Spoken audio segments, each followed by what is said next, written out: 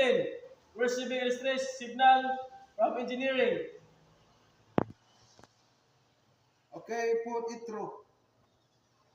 Okay. Captain, this is engineering. We have a serious problem. What's going on, Chief? We've experienced a sudden engine failure. The starboard engine has lost power, and we're struggling to maintain control. How severe is it? Can you get it back online? We're looking into it, but the conditions are making it difficult. The storm is causing excessive vibration, and we need to stabilize the remaining engine. Can you give me an estimated time for repairs? It's hard to say with a storm region like this, Captain. We're doing everything we can, but I need to be honest. If we can't stabilize the remaining engine, we could lose all power. Okay. Okay, understood. We need to prepare for all scenarios. Handling it down there. We're focused on working hard, but the situation is tense. I keep you updated on your progress. Keep me informed, Chief.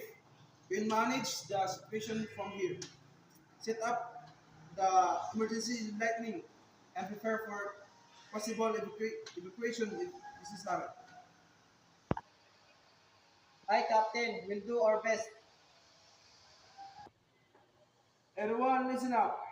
We have lost power to the starboard engine.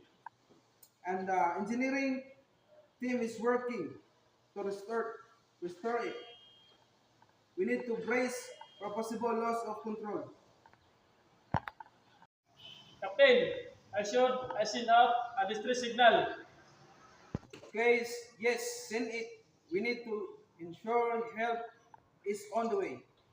In case we can't stabilize, stay alert and ready. We will get through this storm together.